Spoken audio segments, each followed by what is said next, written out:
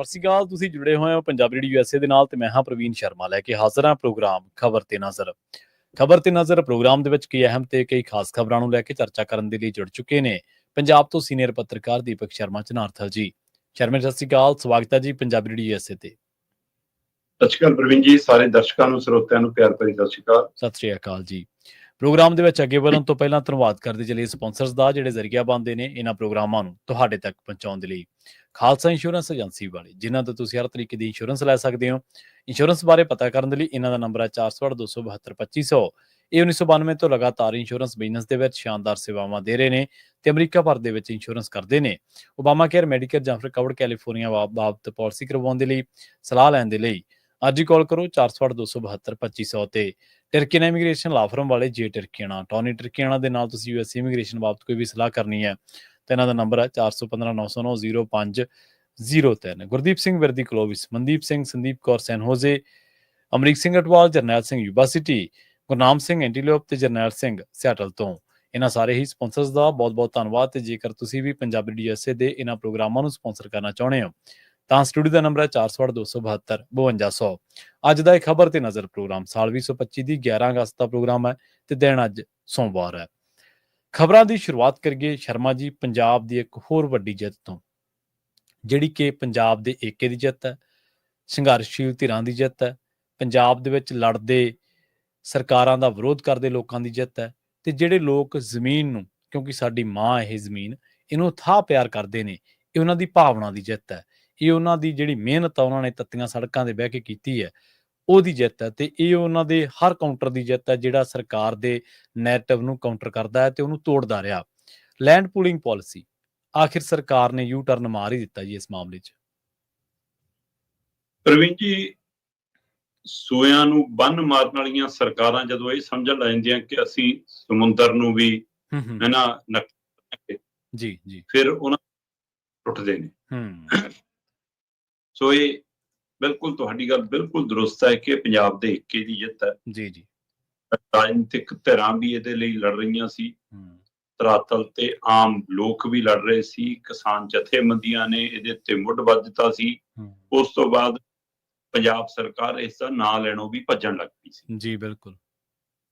ਤੇ ਹੁਣ ਇਹ ਲਗਾਤਾਰ ਇੱਕ ਗੱਲ ਨੂੰ ਪ੍ਰਚਾਰ ਰਹੇ ਨੇ ਕਿ ਜੀ ਅਸੀਂ ਤਾਂ ਕਿਸਾਨਾਂ ਦੇ ਆ, ਕਿਸਾਨਾਂ ਦੀ ਸਰਕਾਰ ਹੈ ਜੀ, ਉਹਨਾਂ ਦੀ ਸੁਣਦੇ ਆ ਜੀ, ਅਸੀਂ ਉਹਨਾਂ ਦੇ ਹਿੱਤ ਚ ਲਿਆਏ ਸੀ ਜੀ, ਕੋਈ ਗੱਲ ਨਹੀਂ, ਜੇ ਉਹਨਾਂ ਨੂੰ ਇਤਰਾਜ਼ ਨੇ ਅਸੀਂ ਵਾਪਸ ਲੈਂਦੇ ਜੀ। ਇੰਨਾ ਪਹਿਲੇ ਦਿਨ ਇਤਰਾਜ਼ ਹੋਣ ਤੋਂ ਪਹਿਲਾਂ ਹੀ ਸਲਾਹ ਕਰ ਲੈਂਦੇ। ਜਦੋਂ ਮਾਮਲਾ ਅਦਾਲਤ ਚ ਗਿਆ ਤੇ ਆਪਾਂ ਤਦ ਵੀ ਗੱਲ ਕਰ ਰਹੇ ਸੀ ਕਿ ਜ਼ਿਆਦਾਤਰ ਮਾਮਲਿਆਂ ਚ ਜਿੱਥੋਂ ਸਰਕਾਰਾਂ ਨੇ ਭੱਜਣਾ ਹੋਵੇ ਉਹਦੇ ਵਿੱਚੋਂ ਅਦਾਲਤੀ ਹੁਕਮਾਂ ਦਾ ਹੀ ਆੜ ਮਿਲ ਜਾਂਦੀ ਹੈ। ਤੇ ਇੱਥੇ ਤਾਂ ਮਾਣਯੋਗ ਅਦਾਲਤ ਨੇ 4 ਹਫ਼ਤਿਆਂ ਦਾ ਸਮਾਂ ਚਾਹੇ ਦਿੱਤਾ, ਪਰ ਨਿੱਜੀ ਤੌਰ ਤੇ ਇਹਨਾਂ ਨੂੰ ਵਾਰ-ਵਾਰ ਕਿਹਾ ਕਿ ਤੁਹਾਡੇ ਭਲੇ ਚ ਇਹਨੂੰ ਵਾਪਸ ਲੈ ਲਓ ਤੇ ਜੇ ਲਿਆਉਣੀ ਆ ਕੋਈ ਗੱਲ ਨਹੀਂ, ਪੰਚਾਇਤਾਂ ਨੂੰ, ਕਿਸਾਨਾਂ ਨੂੰ, ਪਿੰਡ ਵਾਲਿਆਂ ਨੂੰ ਪੁੱਛ ਲਓ, ਸੋਧ ਕਰਕੇ ਦੁਬਾਰਾ ਲਿਆਇਓ ਖਰੜਾ, ਹੈਨਾ, ਪਰ ਪਹਿਲਾਂ ਇਹਨੂੰ ਵਾਪਸ ਲਓ। ਤੇ ਉਸ ਸਮੇਂ ਬਾਅਦ ਕਿ 2 ਵਾਰ ਫੋਨ ਵੀ ਕੀਤੇ ਸਾਡੇ ਸਾਹਿਬ ਨੇ ਤੇ ਉਹ ਗੱਲ ਨਹੀਂ, ਉਸ ਲਈ ਉਹਨਾਂ ਨੇ ਸਮਾਂ ਮੰਗਿਆ। ਚਲੋ ਅਦਾਲਤ ਨੇ 4 ਹਫ਼ਤੇ ਸਮਾਂ ਦੇਤਾ। ਜੀ ਜੀ। ਹੁਣ ਉਹ ਸਮਾਂ 4 ਹਫ਼ਤੇ ਦਾ ਅਦਾਲਤ ਦੇ ਵਿੱਚ ਮੁੜ ਕੇ ਜਾਣ ਲਈ ਨਹੀਂ ਸੀ, ਉਹ ਸਮਾਂ ਇਹੀ ਸੀਗਾ ਕਿ ਜੀ ਕਿ ਆਪਾਂ ਦਿੱਲੀ ਵਾਲਿਆਂ ਤੋਂ ਮਨਜ਼ੂਰੀ ਲੈਣੀ ਆ, ਟਾਈਮ ਲੱਗਦਾ। ਸੋ ਦੀ ਮਨਜ਼ੂਰੀ ਤਾਂ ਉੱਥੋਂ ਹੀ ਮਿਲਣੀ ਸੀ ਕਿਉਂਕਿ ਜਿਨ੍ਹਾਂ ਨੇ ਹਾਮੀ ਭਰੀ ਹੈ ਪਾਲਿਸੀ ਦਾ ਉਹ ਲੈ ਕੇ ਆਏ ਨੇ।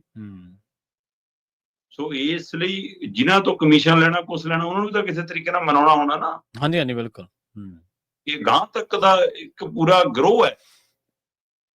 ਸੋ ਉਸ ਗਰੋਹ ਦੇ ਵਿੱਚ ਇਹਨਾਂ ਦੀ ਵੀ ਤਾਂ ਸਹਿਮਤੀ ਬਣਨੀ ਚਾਹੀਦੀ ਸੀ ਨਾ ਕਿ ਵਾਪਸ ਲੈਣ ਲਈ। ਹਾਂਜੀ। ਭਗਵੰਤ ਮਾਨ ਤਾਂ ਉਹਦਾ ਇੱਕ ਟੂਲ ਹੈ ਸਿਰਫ ਹੁਣ। ਸੋ ਇਸ ਲਈ ਇਹ ਆਖਰ ਚਾਹੇ ਅਸੀਂ ਅਦਾਲਤੀ ਝਾੜਾਂ ਦਾ ਹਵਾਲਾ ਕਰੀਏ, ਚਾਹੇ ਕਿਸਾਨੀ ਸੰਘਰਸ਼ ਦਾ ਹਵਾਲਾ ਕਰੀਏ, ਚਾਹੇ ਰਾਜਨੀਤਿਕ ਧਿਰਾਂ ਆਪਣੀਆਂ ਪਿੱਠ ਥਾਪੜਨ, ਇਹ ਸਮੁੱਚੇ ਪੰਜਾਬ ਦੇ ਏਕੇ ਦੀ ਜਿੱਤ ਹੈ ਜਿਨ੍ਹਾਂ ਨੇ ਜਚਾਤਾ ਸਰਕਾਰ ਨੂੰ ਕਿ ਵੀ ਹੁਣ ਜ਼ਮੀਨਾਂ ਨਹੀਂ ਦੇਣੀਆਂ। ਬਹੁਤ ਹੋ ਲਿਆ। ਸ਼ਾਇਦ ਹੁਣ ਪੰਜਾਬ ਨੂੰ ਇਸ ਗੱਲ ਦੀ ਸਮਝ ਆ ਗਈ ਆ ਤੇ ਇਸ ਲਈ ਸਰਕਾਰਾਂ ਨੂੰ ਵੀ ਸਮੇਂ ਰਹਿੰਦਿਆਂ ਸਮਝ ਲੈਣਾ ਚਾਹੀਦਾ। 24 ਤਰੀਕ ਨੂੰ ਮਹਾਪੰਚਾਇਤ ਰੱਖੀ ਹੋਈ ਹੈ। ਠੀਕ ਹੈ। ਤੇ ਅੱਜ SKM ਨੇ ਆਪਣੀ ਦੁਬਾਰਾ ਬੈਠਕ ਬੁਲਾ ਲਈ ਹੈ ਔਰ ਮੈਨੂੰ ਲੱਗਦਾ ਕਿ 24 ਤਰੀਕ ਵਾਲੀ ਮਹਾਪੰਚਾਇਤ ਹੁਣ ਪਹਿਲਾਂ ਨਾਲੋਂ ਵੀ ਵੱਡੀ ਹੋਊਗੀ। 1 ਲੱਖ ਤੋਂ ਵੱਧ ਬੰਦਿਆਂ ਦੀ ਉੱਥੇ ਲੰਗਰ ਪਾਣੀ ਦਾ ਪ੍ਰਬੰਧ ਕੀਤਾ ਜਾ ਰਿਹਾ। ਠੀਕ ਹੈ। ਹੋ ਸਕਦਾ ਕਿ ਇਸ ਪਾਲਿਸੀ ਵਾਪਸ ਲੈਣ ਤੋਂ ਬਾਅਦ ਲੱਖ ਦੀ ਬਜਾਏ ਬੰਦਾ ਉੱਥੇ 20-25 ਹਜ਼ਾਰ ਆਵੇ, 30 ਹਜ਼ਾਰ ਆਵੇ, ਹੈ ਨਾ, ਘੱਟ ਆਵੇ। ਸਵਾਲ ਘੱਟ ਵੱਧਦਾ ਨਹੀਂ ਹੈ, ਸਵਾਲ ਜੋਸ਼ ਦਾ। ਤੇ ਇਸ ਦੀ ਜਾਣਕਾਰੀ ਪੰਜਾਬ ਸਰਕਾਰ ਨੂੰ ਹੋ ਗਈ ਸੀ, ਇਲਮ ਹੋ ਗਿਆ ਸੀ। ਇਹਨਾਂ ਨੇ ਆਪਣੇ ਐਮਐਲਏਆਂ ਤੋਂ ਵੀ ਕੋਸ਼ਿਸ਼ ਕਰਾ ਕੇ ਦੇਖੀ ਇਹਦਾ ਪ੍ਰਚਾਰ ਕਰਾਉਣ ਦੀ, ਉਹ ਵੀ ਭੱਜ ਗਏ। ਇਹਨਾਂ ਨੇ ਆਪਣੇ ਚੇਅਰਮੈਨਾਂ ਤੋਂ ਵੀ, ਆਪਣੇ ਅਫਸਰਾਂ ਤੋਂ ਵੀ, ਪਟਵਾਰੀਆਂ ਤੋਂ ਵੀ, ਹੈ ਨਾ, ਜਦੋਂ ਉਹ ਸਾਰੇ ਭੱਜ ਗਏ, ਫਿਰ ਇਹਨਾਂ ਦੀ ਉਹੀ ਪੁਲਿਸ, ਉਹੀ ਏਜੰਸੀਆਂ, ਹੈ ਨਾ, ਉਹਨਾਂ ਦੀਆਂ ਇਨਪੁਟ ਜਦੋਂ ਲਈਆਂ ਤੇ ਉੱਥੋਂ ਪਤਾ ਲੱਗਿਆ ਕਿ ਜਨਾਬ ਜ਼ਮੀਨ ਤਾਂ ਖਿਸਕ ਗਈ ਤੁਹਾਡੀ ਥੱਲੇ ਵਾਲੀ। ਸਹੀ ਹੈ। ਪਿੰਡਾਂ 'ਚ ਆਪਾਂ ਵੜ ਨਹੀਂ ਹੋਣਾ। ਤੇ ਉਸ ਤੋਂ ਬਾਅਦ ਫਿਰ ਇਹਨਾਂ ਨੇ ਕੌੜਾ ਕੁੱਟ ਭਰਿਆ, ਕਿਉਂਕਿ ਇਹਨਾਂ ਨੇ ਇਸ ਪੈਸੇ ਦੇ ਨਾਲ ਬਹੁਤ ਸਕੀਮਾਂ ਘੜੀਆਂ ਹੋਈਆਂ ਸੀ ਜੀ। ਇਹ ਜ਼ਮੀਨ ਲੈ ਕੇ ਕੀ ਕਰਨਾ ਸੀ, ਉਹ ਕੋਈ ਯੋਜਨਾ ਨਹੀਂ ਸੀ। ਜ਼ਮੀਨ ਤੇ ਪੈਸਾ ਕਿਵੇਂ ਲੈਣਾ ਹੈ, ਉਹ ਯੋਜਨਾ ਸੀ। ਬਸ ਉਹ ਯੋਜਨਾ ਸੀ, ਸਹੀ ਗੱਲ। ਸੋ ਉਸ ਯੋਜਨਾ ਨੂੰ ਮਤਲਬ ਕਿ ਬੜਾ ਔਖਾ ਹੋ ਕੇ ਵਾਪਸ ਲੈਣਾ ਪਿਆ। ਚਲੋ, ਪਰ ਇੱਕ ਗੱਲ ਅਜੇ ਵੀ ਦਰੁਸਤ ਹੈ ਕਿ ਆਮ ਆਦਮੀ ਪਾਰਟੀ ਦੀ ਫਜ਼ੀਅਤ ਹੋਈ ਹੈ ਇਹਦੇ ਵਿੱਚ ਬਹੁਤ ਵੱਡੀ। ਔਰ ਹੁਣ ਵੀ ਉਹਨਾਂ ਦੇ ਐਮਐਲਏ, ਉਹਨਾਂ ਦੇ ਲੀਡਰ ਪਿੰਡਾਂ 'ਚ ਵੜਨ ਜੋਗੇ ਨਹੀਂ ਰਹੇ ਜੀ। ਚੰਗਾ ਜੇਕਰ ਮਾਲਵਿੰਦਰ ਕੰਗ ਨੇ ਜਿੱਦਣ ਇਹਦਾ ਵਿਰੋਧ ਕੀਤਾ ਸੀ, ਜਿੱਦਣ ਕੁਲਦੀਪ ਧਾਲੀਵਾਲ ਨੇ ਰਿਐਕਟ ਮਾੜਾ ਜਿਹਾ ਕੀਤਾ ਸੀ, ਜਿੱਦਣ ਦਿਨੇਸ਼ ਚੱਡੇ ਦੀ ਪੋਸਟ ਚਰਚਾ 'ਚ ਆਈ ਸੀ, ਜੇ ਇੰਨੇ ਰਾਜਨੀਤਿਕ ਘਾੜੇ ਨੇ, ਰਾਜਨੀਤੀ ਦੇ ਮਾਹਰ ਨੇ, ਤਾਂ ਉਸ ਦਿਨ ਆਪਣੇ 94 ਐਮਐਲਏ ਨੂੰ ਲਾਉਣ ਦੇ ਕੇ ਜਾਓ, ਦੋ ਅਸਤੀਫੇ ਤੇ ਪਿੰਡਾਂ 'ਚ ਵੜ ਜਾਓ ਜਾ ਕੇ, ਕਿ ਅਸੀਂ ਨਹੀਂ ਕਰਦੇ। ਉਹਨਾਂ ਤੋਂ ਕਰਾ ਲੈਂਦੇ ਪਾਲਿਸੀ ਦਾ ਵਿਰੋਧ। ਸਹੀ, ਵਿਚਾਰਿਆਂ ਦਾ ਬੰਨ ਲੈਂਦੇ ਕਿ ਹਾਂ ਜੀ ਸਾਡੇ ਐਮਐਲਏ ਨਾਰਾਜ਼ ਸੀ, ਅਸਾਂ ਉਹਨਾਂ ਨੂੰ ਵੀ ਨਾਲ ਮਨਾਇਆ ਜੀ, ਲਓ ਜੀ ਅਸੀਂ ਵਾਪਸ ਲੈ ਲਈ। ਘੱਟੋ ਘੱਟ ਉਹ ਐਮਐਲਏ ਕਿਸੇ ਦੀ ਬੈਠਕ 'ਚ ਬੈਠਣ ਜੋਗੇ, ਕਿਸੇ ਦੇ ਘਰ 'ਚ ਚਾਹ ਦੀ ਪਤੀਲੀ ਤੋਂ ਕੌਲੀ ਭਰ ਕੇ ਚਾਹ ਪੀਣ ਜੋਗੇ ਤਾਂ ਰਹਿ ਜਾਂਦੇ। ਸਹੀ ਹੈ। ਤਾਂ ਤੁਹਾਨੂੰ ਰਾਜਨੀਤੀ ਵੀ ਨਹੀਂ ਕਰਨੀ ਆਉਂਦੀ ਤੇ ਪੰਜਾਬ ਦੇ ਲੋਕਾਂ ਦਾ ਭਲਾ ਵੀ ਨਹੀਂ ਕਰਨਾ ਆਉਂਦਾ। ਦੋਵਾਂ 'ਚੋਂ ਫੇਲ ਹੋਏ ਹੋ। ਪਰ ਇਹਦੇ ਬਾਵਜੂਦ ਜੇ ਤੁਸੀਂ ਕਹੋ ਕਿ ਅਜੇ ਸਿਆਸੀ ਫਿਜ਼ਾ 'ਚੋਂ ਬਾਹਰ ਹੋ ਗਏ, ਤਾਂ ਇਹ ਭੁਲੇਖਾ ਦੂਜੀਆਂ ਰਾਜਨੀਤਿਕ ਪਾਰਟੀਆਂ ਵੀ ਨਾ ਪਾਲਣ। ਠੀਕ ਹੈ। ਕਿਉਂਕਿ ਪ੍ਰਵੀਨ ਜੀ, ਜਿਹੜੀਆਂ ਪੰਜਾਬ ਦੀਆਂ ਅੱਜ ਦੀ ਤਰੀਕ ਦੀਆਂ ਅਜੋਕੀਆਂ ਰਾਜਨੀਤਿਕ ਧਿਰਾਂ ਨੇ, ਉਹ ਅਜੇ ਲੰਮੀਆਂ ਪਈਆਂ ਨੇ ਤੇ ਇਹਨਾਂ ਦਾ ਸਿਰ ਆਕਾਸ਼ ਨੂੰ ਲੱਗਿਆ ਸੀ। ਲੋਕਾਂ ਨੇ ਗੋਡੇ ਭਰ ਕਰ ਲਏ। ਸਹੀ ਹੈ। ਇਹ ਗੋਡਿਆਂ ਭਰ ਆ ਗਏ ਨੇ ਤੇ ਉਹ ਅਜੇ ਲੰਮੇ ਪਏ ਨੇ। ਜਾਂ ਤਾਂ ਉਹਨਾਂ ਨੂੰ ਗੋਡਿਆਂ ਭਰ ਤੱਕ ਇਹਨਾਂ ਦੇ ਬਰਾਬਰ ਆਉਣਾ ਪਊਗਾ ਜੇ, ਜਾਂ ਇਹਨਾਂ ਨੂੰ ਲੰਮੇ ਪਾਉਣਾ ਪਊਗਾ ਜੇ ਹੋਰ। ਸੋ ਇਸ ਲਈ ਫਿਰ ਇੱਕ ਸੁਰਤਾ ਆਊਗੀ। ਹੁਣ ਮਸਲਾ ਅਗਲੀ ਲੜਾਈ ਪੰਜਾਬ ਦੇ ਮੂਹਰੇ ਦਿੱਲੀ ਦੇ ਲੁਟੇਰਿਆਂ ਨੂੰ ਕੱਢਣ ਦੀ ਹੈ, ਦਿੱਲੀ ਦੇ ਠੱਗਾਂ ਨੂੰ ਇੱਥੋਂ ਪੰਜਾਬ ਤੋਂ ਬਾਹਰ ਕਰਨ ਦੀ ਹੈ। ਜਾਂ ਤਾਂ ਆਮ ਆਦਮੀ ਪਾਰਟੀ ਦੀ ਲੀਡਰਸ਼ਿਪ ਉਹਨਾਂ ਦੇ ਗਲ ਵਿੱਚੋਂ ਨਿਕਲ ਕੇ ਬਾਹਰ ਆ ਜਾਵੇ, ਜਾਂ ਉਹਨਾਂ ਨੂੰ ਪੰਜਾਬੋਂ ਕੱਢ ਕੇ ਬਾਹਰ ਤੋਰ ਦੇਵੇ। ਨਹੀਂ ਫਿਰ ਇਹਨਾਂ ਦਾ ਵੀ ਭਲਾ ਹੋਣ ਵਾਲਾ ਨਹੀਂ। ਪੰਜਾਬ ਦੇ ਮੂਹਰੇ ਵੱਡੀ ਰਾਜਨੀਤਿਕ ਲੜਾਈ ਅੱਜ ਤੋਂ ਸ਼ੁਰੂ ਹੋਊਗੀ ਹੁਣ। ਜੀ ਬਈ ਬਿਲਕੁਲ ਸਹੀ ਹੈ। ਦੇਖੋ ਸ਼ਰਮਾ ਜੀ, ਗੱਲ ਇਹ ਆ ਵੀ ਅਸਲ ਦੇ ਵਿੱਚ ਸਰਕਾਰ ਨੂੰ ਪਹਿਲਾਂ ਹੀ ਪਤਾ ਲੱਗ ਗਿਆ ਸੀਗਾ ਵੀ ਇਹਦਾ ਵਿਰੋਧ ਬਹੁਤ ਹੋ ਰਿਹਾ। ਤੁਸੀਂ ਇਹਨਾਂ ਦੇ 4-5 ਲੀਡਰਾਂ ਦਾ ਹਵਾਲਾ ਦਿੱਤਾ ਤੇ ਕੋਰਟ ਦਾ ਵੀ ਹਵਾਲਾ ਦਿੱਤਾ ਅਦਾਲਤ ਦੇ ਵਿੱਚ। ਜਦੋਂ ਇਹਨਾਂ ਨੂੰ ਜਵਾਬ ਨਹੀਂ ਆਇਆ ਤੇ ਇਹਨਾਂ ਨੂੰ ਦਿਸ ਗਿਆ ਸੀ ਸਾਫ਼-ਸਾਫ਼ ਵੀ ਸਾਡੇ ਪੱਲੇ ਕੁਛ ਨਹੀਂ ਗਾ। ਫਿਰ ਵੋਟਾਂ ਲੈਣ ਕਿੱਥੇ ਨਿਕਲਣਾ? ਜਿਹੜੇ ਲੋਕਾਂ ਦੀਆਂ ਜ਼ਮੀਨਾਂ ਖੋਹਣ ਲੱਗੇ ਉਹਨਾਂ 'ਚ ਵੋਟਾਂ ਮੰਗਣ ਕਿਹੜੇ ਮੂੰਹ ਨਾਲ ਜਾਓਗੇ? ਉਹਨਾਂ 'ਚ ਚੋਣ ਪ੍ਰਚਾਰ ਕਿਹੜੇ ਮੂੰਹ ਨਾਲ ਕਰੋਗੇ? ਉਹਨਾਂ ਲੋਕਾਂ ਨੇ ਸਵਾਲ ਕਰਨਾ ਤੁਹਾਡੇ ਤੋਂ। ਤੇ ਵਾਕਈ ਇਹ ਪੰਜਾਬ ਦੇ ਏਕੇ ਦੀ ਜਿੱਤ ਹੈ, ਪੰਜਾਬ ਦੀ ਉਸ ਭਾਵਨਾ ਦੀ ਜਿੱਤ ਹੈ ਜਿਹੜੀ ਭਾਵਨਾ ਦੇ ਨਾਲ ਉਹ ਜ਼ਮੀਨ ਨੂੰ ਆਪਣੀ ਮਾਂ ਕਹਿੰਦਾ ਤੇ ਸਰਕਾਰਾਂ ਦੇ ਹਰ ਉਸ ਏਜੰਡੇ ਦਾ, ਹਰ ਉਸ ਹੁਕਮ ਦਾ, ਹਰ ਉਸ ਪਾਲਿਸੀ ਦਾ ਵਿਰੋਧ ਕਰਦਾ ਜਿਹਦੇ ਨਾਲ ਇਹ ਜ਼ਮੀਨ ਖੋਹਣ ਨੂੰ ਫਿਰਦੇ ਨੇ। ਤੁਸੀਂ ਜੀ ਆਪਾਂ ਪਹਿਲੇ ਦਿਨ ਤੋਂ ਇਹ ਗੱਲ ਕਰਦੇ ਆਏ ਆ ਕਿ ਵਾਪਸ ਲੈਣੀ ਪੈਣੀ। ਬਿਲਕੁਲ ਸਹੀ ਜੀ। ਜਿਸ ਦਿਨ ਦੀ ਇਹਦੀ ਚਰਚਾ ਸੀ ਆਪਾਂ ਉਸ ਦਿਨ ਤੋਂ ਦੱਸਦੇ ਸੀ ਕਿ ਪੰਜਾਬ ਦੀ ਤਸਵੀਰ ਨੂੰ ਸਮਝੋ। ਤੇ ਸ਼ੁਕਰ ਹੈ ਇਹਨਾਂ ਨੂੰ 3 ਮਹੀਨਿਆਂ 'ਚ 88 ਦਿਨਾਂ 'ਚ ਸਮਝ ਆ ਗਈ। ਨਹੀਂ ਤਾਂ ਫਿਰ ਕੋਈ 385 ਦਿਨਾਂ ਦਾ ਵੀ ਸਰਟੀਫਿਕੇਟ ਹੈਗਾ ਸਾਡੇ ਕੋਲ। ਜੀ ਹੈਗਾ ਬਿਲਕੁਲ। ਸੀਗੇ ਸ਼ਾਇਦ ਭੁਲੇਖਾ ਦੂਰ ਹੋ ਗਿਆ ਇਹਨਾਂ ਦਾ। ਦੂਰ ਹੋ ਗਿਆ, ਸਹੀ ਹੈ। ਤੁਸੀਂ ਪੰਜਾਬ ਦੀਆਂ ਬਾਕੀ ਜੀ ਪ੍ਰਵੀਨ ਜੀ ਮਾਫ ਕਰਨਾ, ਅਜੇ ਨਾ ਸੁਚੇਤ ਅਜੇ ਨੋਟੀਫਿਕੇਸ਼ਨ ਰੱਦ ਹੋਣ ਦਾ ਆਰਡਰ ਨਹੀਂ ਆਇਆ। ਹਾਂਜੀ ਸਹੀ ਹੈ, ਸਹੀ ਬਿਲਕੁਲ। ਅਜੇ ਨੋਟ ਆਇਆ, ਮੀਡੀਆ ਬਿਆਨ ਆਏ ਨੇ ਲੀਡਰਾਂ। ਠੀਕ ਹੈ, ਹੁਣ ਭੱਜਣਾ ਔਖਾ ਹੋਊਗਾ ਇੰਨਾ ਕੁਝ ਕਰਨ ਤੋਂ ਬਾਅਦ। ਸਹੀ ਪਰ ਤਾਂ ਵੀ ਰਿਹਾ ਜਿਵੇਂ ਦਿੱਲੀ ਸੀ ਨਾ ਕਿ ਮੋਦੀ ਨੇ ਐਲਾਨ ਕਰਤਾ, ਕਹਿੰਦੇ ਨਾ ਅਸੀਂ ਉਸ ਦਿਨ ਤੱਕ ਨਹੀਂ ਆਉਂਦੇ ਜਦੋਂ ਤੱਕ ਉਸੇ ਸੰਸਦ 'ਚ ਲਿਆ ਕੇ ਇਹਨੂੰ ਵਾਪਸ ਨਹੀਂ ਲੈਂਦੇ। ਸਹੀ ਹੈ। ਉਸੇ ਇੱਥੇ ਵੀ ਸੁਚੇਤ ਰਹਿਣ ਦੀ ਲੋੜ ਹੈ ਕਿ ਠੀਕ ਹੈ, ਮੈਨੂੰ ਜਾਣਕਾਰੀ ਮਿਲ ਰਹੀ ਹੈ ਕਿ 1-2 ਦਿਨਾਂ 'ਚ ਨੋਟੀਫਿਕੇਸ਼ਨ ਵੀ ਰੱਦ ਹੋ ਜਾਊਗਾ ਤੇ ਆਉਂਦੇ ਦਿਨਾਂ 'ਚ ਕੈਬਨਿਟ ਦੇ ਵਿੱਚੋਂ ਲਿਆ ਕੇ ਵੀ ਇਹਨੂੰ ਖਤਮ ਵੀ ਕਰ ਦੇਣਗੇ। ਇਹ ਅੱਜ ਦੀ ਰਾਤ ਤੱਕ ਦੀ ਇਹ ਮਤਲਬ ਕਿ ਜਾਣਕਾਰੀ। ਹੁਣ ਅੱਜ ਕਿੱਧਰ ਨੂੰ ਅੱਗੇ ਵੱਧਦੇ ਨੇ ਅਜੇ ਪਤਾ ਨਹੀਂਗਾ, ਪਰ ਇਸ ਤੱਕ ਪਹਿਰਾ ਦੇਣਾ ਪਊਗਾ ਕਿ ਨੋਟੀਫਿਕੇਸ਼ਨ ਵੀ ਰੱਦ ਹੋਵੇ, ਹੈ ਨਾ, ਤੇ ਉਹ ਤੋਂ ਬਾਅਦ ਆਪਣੀ ਕੈਬਨਿਟ ਦੇ ਵਿੱਚ ਲਿਆ ਕੇ ਇਸ ਪਾਲਿਸੀ ਨੂੰ ਜੋ ਉਹਦੀਆਂ ਸੁਧਾਈ ਕੀਤੀਆਂ ਸੀ, ਸਾਰਾ ਕੁਝ ਕੀਤਾ ਸੀ, ਉਸ ਨੂੰ ਰੱਦ ਕਰ। ਡੈਮੇਜ ਤਾਂ ਇਹਨਾਂ ਤੋਂ ਪਹਿਲਾਂ ਵਾਲੇ ਨਹੀਂ ਕੰਟਰੋਲ ਹੋ ਰਿਹਾ, ਜੇ ਹੁਣ ਯੂ ਟਰਨ ਮਾਰਾਂਗੇ ਤਾਂ ਜਿਹੜਾ ਇਸ ਤੋਂ ਬਾਅਦ ਡੈਮੇਜ ਹੋਊਗਾ ਉਹ ਤਾਂ ਫਿਰ ਅਨਕੰਟਰੋਲ ਹੀ ਹੋ ਜੂ ਸਾਰਾ ਕੁਝ। ਤੁਸੀਂ ਪੰਜਾਬ ਦੀਆਂ ਸਿਆਸੀ ਧਿਰਾਂ ਦਾ ਜ਼ਿਕਰ ਕੀਤਾ ਸ਼ਰਮਾ ਜੀ, ਅਕਾਲੀ ਦਲ ਇੱਕ ਹੋਰ ਜਿਹੜਾ ਹੋਣ ਦੇ ਵਿੱਚ ਆਇਆ, ਹੁਣ ਜੰਗ ਸ਼ੁਰੂ ਹੋ ਗਈ ਵੀ ਅਸਲੀ ਅਕਾਲੀ ਦਲ ਕਿਹੜਾ, ਕਿਉਂਕਿ ਜਿਸ ਤਰੀਕੇ ਦੇ ਨਾਲ ਹਰਪ੍ਰੀਤ ਸਿੰਘ ਜੀ ਨੇ ਉੱਥੇ ਖੜ ਕੇ ਸਪੀਚ ਦਿੱਤੀ ਹੈ, ਉਹ ਤੋਂ ਤਾਂ ਹੁਣ ਅੱਗੇ ਜਾ ਕੇ ਕਈ ਚੀਜ਼ਾਂ ਤੈਅ ਕਰਨੀਆਂ ਵੀ ਅਸਲੀ ਅਕਾਲੀ ਦਲ ਕਿਹੜਾ। ਦੇਖੋ, ਸ਼੍ਰੋਮਣੀ ਅਕਾਲੀ ਦਲ ਬਾਦਲ ਕਦੋਂ ਸ਼੍ਰੋਮਣੀ ਅਕਾਲੀ ਤੋਂ ਸ਼੍ਰੋਮਣੀ ਅਕਾਲੀ ਦਲ ਬਾਦਲ ਬਣਿਆ, ਹੈ ਨਾ, ਇਹ ਸਭ ਨੇ ਆਪਣੇ ਸਾਹਮਣੇ ਰੰਗ ਵਟਾਉਂਦਾ ਦੇਖਿਆ, ਪਰ ਉਹਦੇ ਪੈਰਲਲ ਦੂਜੇ ਕਿੰਨੇ ਹੀ ਅਕਾਲੀ ਦਲ ਆਉਂਦੇ ਰਹੇ ਜਾਂਦੇ ਰਹੇ, ਹੈ ਨਾ, ਜਾਂ ਅਜੇ ਵੀ ਹੈਗੇ ਨੇ ਪਰ ਲੱਭਦੇ ਨਹੀਂ, ਜਾਂ ਇੱਕ ਨਵਾਂ ਹੁਣ ਅੰਮ੍ਰਿਤਪਾਲ ਹੋਰਾਂ ਦਾ ਅਕਾਲੀ ਦਲ ਦੇ ਰੂਪ ਚ ਵੀ ਸਾਹਮਣੇ ਆਇਆ। ਸੋ ਇਸ ਲਈ ਅਕਾਲੀ ਦਲ ਪੰਜਾਬ ਦੇ ਵਿੱਚ ਕਈ ਵਾਰ ਜੰਮੇ ਜੀ। ਪਰ ਇਹ ਅਕਾਲੀ ਦਲ ਕੱਲ ਜਿਹਦੀ ਹੋਂਦ ਚ ਆਉਣਾ ਸੀਗਾ, ਜਿਹਦੀ ਪ੍ਰਕਿਰਿਆ ਤਹਿਤ ਮਤਲਬ ਕਿ ਗਿਆਨੀ ਹਰਪ੍ਰੀਤ ਸਿੰਘ ਪ੍ਰਧਾਨ ਚੁਣੇ ਗਏ ਤੇ ਧਾਰਮਿਕ ਕੌਂਸਲ ਦੇ ਚੇਅਰਪਰਸਨ ਬੀਬੀ ਸਤਵੰਤ ਕੌਰ ਹੋਰੀ ਚੁਣੇ ਗਏ। ਹਾਂਜੀ। ਸੋ ਗਿਆਨੀ ਤੇ ਬੀਬੀ ਸਤਵੰਤ ਕੌਰ ਹੋਰਾਂ ਦੀ ਚੋਣ ਨੇ ਨਵਾਂ ਇਤਿਹਾਸ ਪੰਜਾਬ ਚ ਸਿਰਜਿਆ, ਇਸ ਕਿ ਵੀ ਇਹ ਇੱਕ ਨਵੇਕਲਾ ਅਕਾਲੀ ਦਲ ਆ ਜਿਹੜਾ ਕਿਸੇ ਚੋਂ ਨਿਕਲ ਕੇ ਸਿੱਧੇ ਰੂਪ ਚ ਨਹੀਂ ਜੰਮਿਆ, ਇਹ ਧਰਾਤਲ ਤੋਂ ਮੈਂਬਰਸ਼ਿਪ ਕਰਕੇ ਉੱਠਿਆ ਜੀ। ਬੇਸ਼ੱਕ ਧਾਰ ਲਹਿਰ ਵਾਲੇ ਉਹ ਫਿਰਦੇ ਨੇ ਜਿਨ੍ਹਾਂ ਨੇ ਚੰਗੀਆਂ ਮਲਾਈਆਂ ਉੱਧਰ ਵੀ ਛਕੀਆਂ ਨੇ, ਸਾਰਾ ਕੁਛ ਹੈ ਨਾ, ਉੱਧਰ ਵੀ ਸਾਰੇ ਸੁੱਖ ਮਾਣੇ ਨੇ, ਉਹ ਵੀ ਵਿੱਚੇ ਫਿਰਦੇ ਨੇ, ਪਰ ਫੇਰ ਵੀ ਉਹ ਪ੍ਰਧਾਨਗੀ ਦੀ ਦੌੜ ਚ ਇਸ ਲਈ ਬਾਹਰ ਹੋ ਗਏ ਸੀ, ਉਹ ਤਾਂ ਰਾਜਨੀਤਿਕ ਇੱਛਾ ਵਾਲੇ ਲੋਕ ਨੇ, ਉਹ ਰਾਜਨੀਤਿਕ ਅਹੁਦਿਆਂ ਦੀ ਇੱਛਾ ਵਾਲੇ ਲੋਕ ਨੇ, ਉਹ ਤਾਂ ਸੱਤਾ ਸੁੱਖ ਮਾਨਣ ਦੀ ਇੱਛਾ ਵਾਲੇ ਲੋਕ ਨੇ। ਤੇ ਇੱਥੇ ਨੁਕਤਾ ਇਹ ਸੀਗਾ ਕਿ ਜਿਹਨੇ ਪ੍ਰਧਾਨ ਬਣਨਾ ਉਹਨੇ ਰਾਜਨੀਤਿਕ ਚੋਣ ਨਹੀਂ ਲੜਨੀ। ਸਹੀ ਆ। ਫਿਰ ਉਹ ਤਾਂ ਪਹਿਲਾਂ ਹੀ ਮੁਕਾਬਲੇ ਚੋਂ ਬਾਹਰ ਸੀ, ਫਿਰ ਉੱਥੇ ਤਾਂ ਕੋਈ ਅਜਿਹੀ ਸ਼ਖਸੀਅਤ ਆ ਸਕਦੀ, ਚਾਹੇ ਬੀਬੀ ਸਤਵੰਤ ਕੌਰ ਦਾ ਨਾਮ ਸੀ, ਚਾਹੇ ਗਿਆਨੀ ਹਰਪ੍ਰੀਤ ਸਿੰਘ ਦਾ, ਦੋਵਾਂ ਚੋਂ ਕੋਈ ਵੀ ਚੁਣਿਆ ਜਾਂਦਾ, ਇਤਿਹਾਸ ਤਾਂ ਸਿਰਜਿਆ ਹੀ ਜਾਣਾ ਸੀ। ਗਿਆਨੀ ਹਰਪ੍ਰੀਤ ਸਿੰਘ ਨਾਮ ਬਾਬਾ ਸਰਬਜੋਤ ਸਿੰਘ ਬੇਦੀ ਹੋਰਾਂ ਨੇ ਪੇਸ਼ ਕੀਤਾ ਤੇ ਗੋਬਿੰਦ ਸਿੰਘ ਲੌਂਗੋਵਾਲ ਹੋਰਾਂ ਨੇ ਉਹਦੀ ਪ੍ਰੋੜਤਾ ਕੀਤੀ ਤੇ ਸੰਗਤ ਨੇ ਸਰਬਸੰਮਤੀ ਨਾਲ ਪ੍ਰਵਾਨ ਕੀਤਾ। ਠੀਕ ਹੈ। ਇਸ ਦੇ ਵਿੱਚ ਜਿਹੜਾ ਮੁੱਖ ਪਹਿਲੂ ਆ ਉਹ ਇਹ ਹੈ ਕਿ ਲੜਾਈ ਅਸਲੀ ਅਕਾਲੀ ਦਲ ਦੀ, ਉਹਦਾ ਮੁੱਢ ਖੁਦ ਬਾਦਲ ਧਿਰ ਨੇ ਉਸ ਦਿਨ ਤੋਂ ਹੀ ਬੰਨਤਾ ਸੀ ਜਦੋਂ ਤੇਜਾ ਸਿੰਘ ਸਮੁੰਦਰੀ ਹਲ ਦੇਣੋਂ ਇਨਕਾਰ ਕੀਤਾ। ਉਸ ਦਾ ਮੁੱਢ ਉਸ ਸਮੇਂ ਹੀ ਵੱਜ ਹੋਇਆ ਜਦੋਂ ਉਹਨਾਂ ਨੇ ਕਿਹਾ ਜੀ ਕਿ ਚਲੋ ਫਿਰ ਭਾਈ ਗੁਰਦਾਸ ਹਾਲ ਕਰਾ ਦਿੰਦੇ, ਇੱਥੇ ਮੁਰੰਮਤ ਜੀ ਚੱਲਦੀ ਹੈ, ਪਰ ਤੁਹਾਡੇ ਲਈ ਸਾਫ਼ ਸਫਾਈ ਜੀ ਕਰਾ ਦਿੰਦੇ ਆ, ਤੁਸੀਂ ਇੱਥੇ ਕਰ ਲਿਓ। ਉੱਥੇ ਕਹਿੰਦੇ ਗੁਰੂ ਗ੍ਰੰਥ ਸਾਹਿਬ ਜੀ ਦਾ ਪ੍ਰਕਾਸ਼ ਨਹੀਂ ਕਰਨ ਦਿਆਂਗੇ ਜੀ ਕਿ ਉੱਪਰ ਭਈਏ ਕੰਮ ਕਰਦੇ ਜਾਂ ਕਰਦੇ ਜੀ, ਉਹ ਕਹਿੰਦੇ ਕੋਈ ਹੋਰ ਹਾਲ ਖੋਲ ਲੈਂਦੇ ਆਪਾਂ।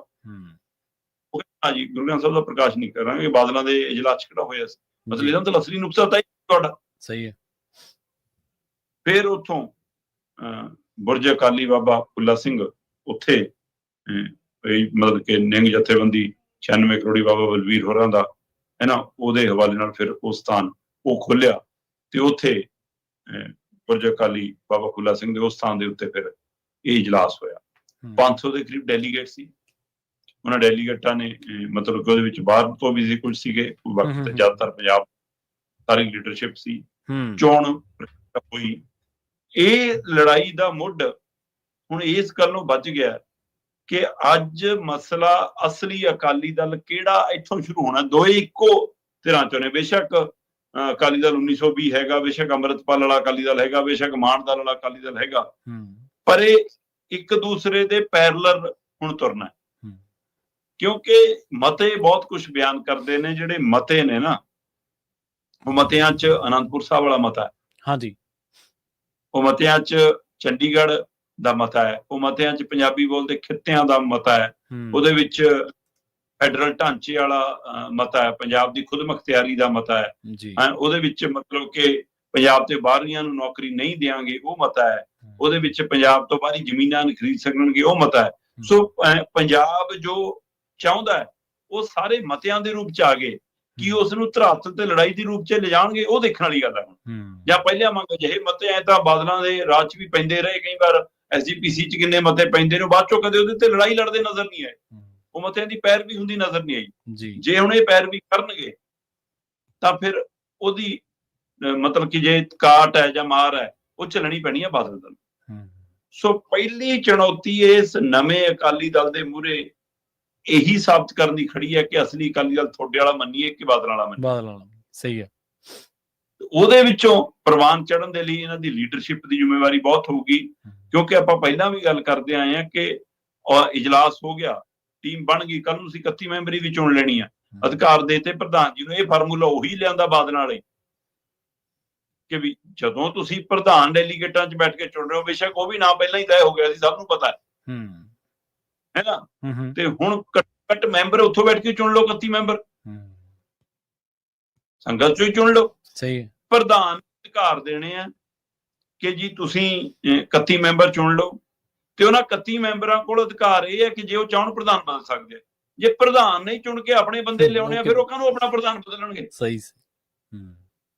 ਤਾਂ ਫਿਰ ਉਹ ਤਾਂ ਡੈਲੀਗੇਟ ਚੋਂ ਜਨਰਲ ਇਜਲਾਸ ਚੁਣੇ ਜਾਣੇ ਚਾਹੀਦੇ ਸੀ ਨਾ ਉਹ 31 ਮੈਂਬਰ। ਸੋ ਇਸ ਲਈ ਇਹ ਫਾਰਮੂਲਾ ਉਹੀ ਹੈ ਬਾਦਲਾਂ ਲਈ ਜੀ। ਹਾਂ, ਉਹ ਚੀਜ਼ ਚੰਗੀ ਹੋਈ ਹੈ ਉਹ ਇਹ ਹੈ ਕਿ ਪ੍ਰਧਾਨ ਦੀ ਟਰਮ 6 ਸਾਲ ਤੋਂ ਵੱਧ ਨਹੀਂ ਹੋਏਗੀ, 3-3 ਸਾਲ ਦੀਆਂ 2 ਟਰਮਾਂ ਹੀ ਹੋਣਗੀਆਂ।